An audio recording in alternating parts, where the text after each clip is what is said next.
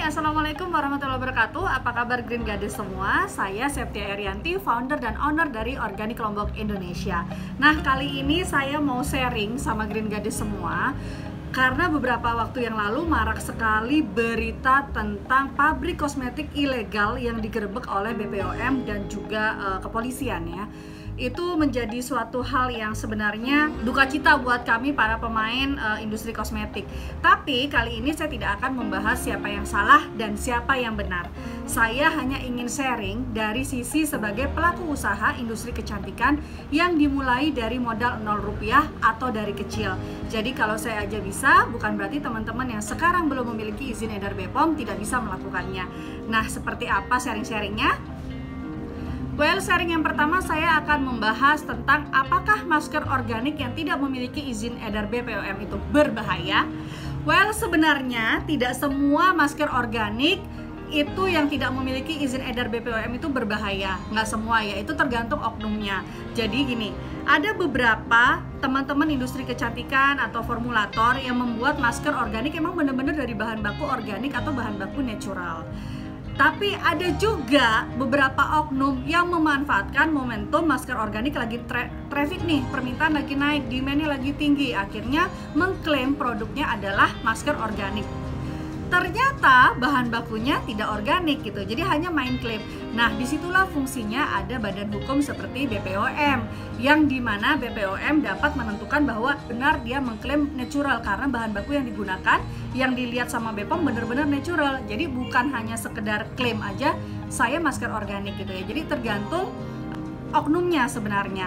Nah, sekarang misalnya kalau Green Gadis nanya, jadi gimana ya kalau misalnya saya beli skincare itu lebih baik yang ber-BPOM atau yang belum ber-BPOM? Gini, alangkah baiknya memang membeli skincare yang sudah memiliki BPOM atau izin edar. Kenapa? Karena sudah ada badan pengawas yang mengawasi industri kosmetik tersebut, bagaimana cara membuat kosmetiknya. Apakah kosmetik yang dibuat sudah menggunakan bahan baku yang aman, sudah sesuai standar formulasi yang aman, baik itu dari pengawetnya, bahan baku naturalnya, dan klaim-klaimannya gitu ya. Jadi ada formulasi-formulasi yang sebenarnya juga walaupun dari bahan baku natural, tapi tetap akan berbahaya jika dikonsumsi atau digunakan salah gitu takarannya.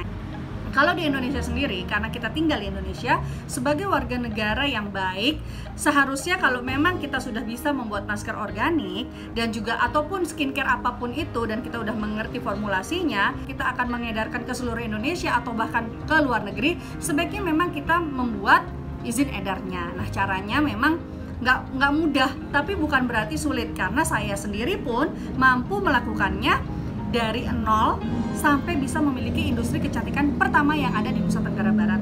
Kalau saya aja bisa, teman-teman yang lain juga pasti bisa. Itu buat para pelaku usaha. Kalau untuk Green Gadis sendiri, sebaiknya memang cermati, pintar-pintar melihat, kalaupun belum memiliki izin edar BPOM, mungkin bisa dipertanyakan uji labnya. Itu sebaiknya memang ada data legalnya atau data akuratnya bahwa memang skincare organik yang teman-teman klaim organik atau natural itu memiliki datanya. Nah, Organik Lombok Indonesia sendiri udah memiliki uji labnya seperti ini. Oke, sharing yang kedua sekarang adalah kita akan lebih membahas tentang bagaimana sih cara kita membuat BPOM atau membuat izin edar BPOM. Well, pertama-tama membuat izin edar itu bukan hanya kayak kita bikin formula terus kita klaim terus kita masukin, nggak kayak gitu. Tapi kita harus memiliki industrinya dulu, kita harus memiliki sarananya dulu. Kalau ada orang yang bilang BPOM mahal, BPOM harus begini, begitu, tuh sebenarnya enggak. Karena saya sendiri sudah mengalami, sudah menjalankan. Menurut saya, terutama untuk di daerah ya, kalau di Jakarta atau di kota besar memang agak sedikit lebih tricky karena ada syarat harus membangun industrinya di daerah komplek perindustrian. Tapi kalau untuk di daerah itu bisa dari rumah aja, tapi dibikin industrinya sendiri gitu ya. Jadi kayak home industry aja, pabrik kecil gitu. Walaupun tidak terlalu besar, yang penting kita bisa mendapatkan izin edar BPOM-nya. Langkah pertama itu kita akan membangun industrinya, kita membuat layout-nya.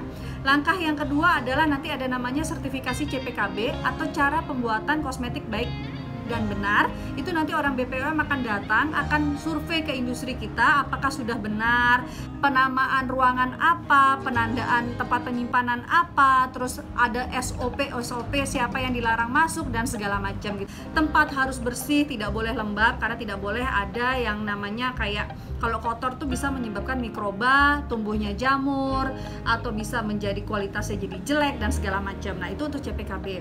Selanjutnya nanti akan ada sertifikat ELIK namanya atau Kemenkes. Itu yang kita harus jalanin juga, yang dimana adalah penanggung jawabnya. Penanggung jawabnya untuk golongan B D3 farmasi, penanggung jawab untuk golongan A adalah apoteker. Nah, ada penanggung jawabnya. Jadi memang nggak main-main, bukan kayak saya bisa membuat formulasi walaupun saya dokter kecantikan misalnya kayak gitu ya, tetap standarnya dari Kementerian Kesehatan dan BPOM itu harus memiliki farmasi, baik itu D3 farmasi atau apoteker yang mengawasi formula-formula yang kita buat. Baru selanjutnya kalian mengajukan namanya izin notifikasi atau izin edar. Nah, di izin notifikasi dan izin edar itu nanti aku kasih contohnya ya, kayak begini ya. Dibuka, diketik, mengajukan izin edar itu harus ada memasukkan ingredients-nya atau bahan baku apa aja yang kita gunakan beserta persentasenya. Jadi orang di BPOM-nya pun ada apotekernya yang mengecek apakah formulasi itu memang aman untuk digunakan, apakah aman dengan klaim kita, baru tuh izin edar bisa keluar. Nah, kurang lebih stepnya ada 4 itu ya teman-teman semua. Langsung datang ke BPOM, jangan dengar katanya orang. Jadi teman-teman langsung konsultasi aja ke kantor BPOM, apalagi sekarang sangat mudah dan semua serba online. Nggak ada tuh yang namanya kayak nyogok-nyogok tuh nggak ada. Jadi biaya untuk BPOM sendiri itu sebenarnya relatif murah. Kayak nggak nyampe 10 juta lah untuk BPOM itu gitu. Yang mahal adalah membangun industrinya. Itu kan bukan untuk BPOM-nya, tapi untuk kita sendiri. Jadi ada tempat mengolahnya. Nggak usah besar, kalian bisa bikin yang kecil aja. Nggak mesti bangunannya tuh harus 100 meter persegi, 500 meter persegi, atau ribuan meter persegi. Nggak mesti. Kalian bikin kayak cuma 50 meter persegi juga nggak apa-apa. Tapi nggak bisa klaim sediaan yang banyak. Jadi ada beberapa macam sediaan di dalamnya. Ada sediaan serbuk, ada sediaan padat, ada sediaan cair, ada sediaan cair kental. Nah, tergantung teman-teman mau yang mana. Tapi kalau yang Organik Lombok Indonesia, aku akan ngajak Green Goddess dan teman-teman pelaku usaha skincare lainnya untuk tur ke pabriknya Organik Lombok Indonesia. Ini jarang banget aku lakuin, tapi karena lagi demand-nya lagi tinggi banget tentang masker-masker organik yang ber-BPOM dan tidak, akhirnya oke, aku mau share biar teman-teman juga yang pelaku usaha dan juga Green Goddess lebih memahami lagi tentang amannya skincare itu sendiri. Nah, turnya kayak gimana? Let's go!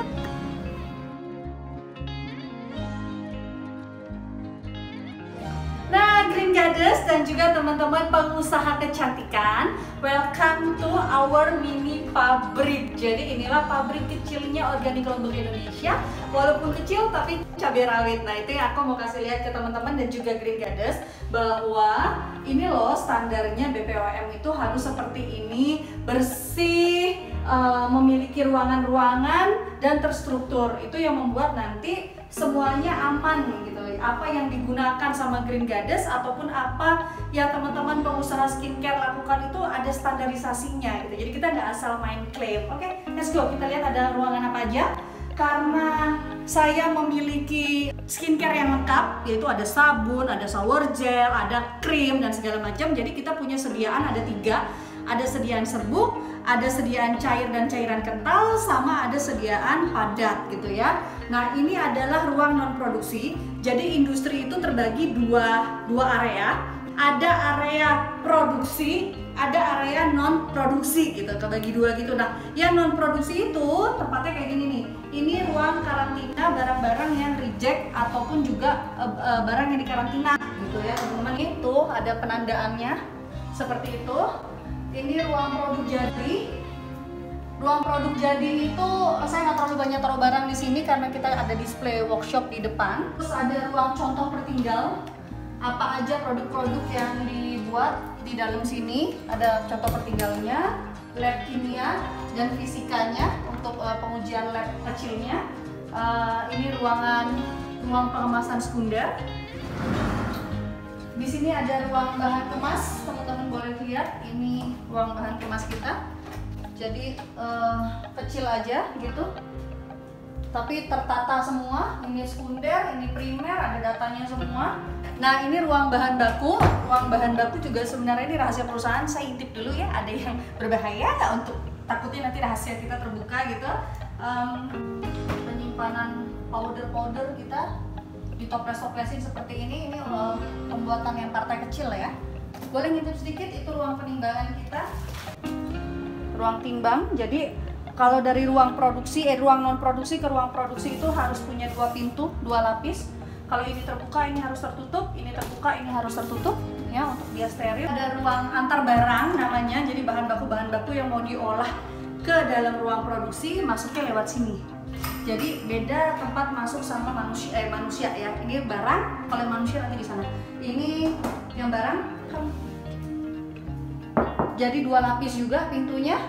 Di sana ada pintu, kalau ini terbuka itu harus tertutup, itu terbuka, ini harus tertutup gitu. Jadi saking BPOM itu menjaga kebersihan dan kesterilan, makanya strukturisasinya seperti itu. Jadi sebenarnya nggak ribet sih, tinggal kitanya aja mau effort atau tidak. Dan saran aku memang sebaiknya teman-teman kalau udah punya market, udah punya banyak demandnya, bikin aja BPOM-nya, bikin aja industrinya gitu. Karena pertama jualan jadi tenang, jualan jadi aman, kita juga nggak bohong sama customer, kita juga jualannya jadi berkah kayak gitu ya. Pokoknya aman dari segala sisi, baik dari pelaku usaha maupun juga dari customer dan juga untuk Green Gadis tentunya. Ini ada peraturannya sebelum masuk ke ruang produksi. Jadi masuk ke ruang produksi itu ada ruangan khusus sendiri. Terus kita masuk ya. Ada ruangan kayak gini, jadi kayak ruang transit lah ya, kecil aja. Biasanya ini staff lagi kerja di dalam, semua baju yang dari luar ditaruh di sini, digantung semua, karena kita harus pakai baju yang dari pabrik gitu. Nah, kita cuma mau ngintip-ngintip aja, jadi kita pakai jas lab aja. Nah, kalau masuk pabrik, masuk ke ruang produksi maksudnya, jadi ya sama ini, masker, sarung kepala, seharusnya ada sarung tangan, tapi kan kita nggak akan produksi jadi nggak apa-apa ya. Dan tadi udah dicuci tangannya, nanti kita sterilin nanti di sini. Let's go, masuk. Oke, di dalam ruangannya sendiri yang wajib ada kalau di ruang produksi itu adalah ruang sediaan. Tergantung teman-teman buatnya apa. Kalau buatnya sabun, ini namanya ruang mixing padan sabun sama potong sabun dan cetak-cetaknya. Ngintip sedikit ya. Tuh, tempat kuring-kuring sabunnya. Ya, di situ tempat mixing dan segala macam. Ini wajib ada ruang cuci dan simpan alat bersih ya.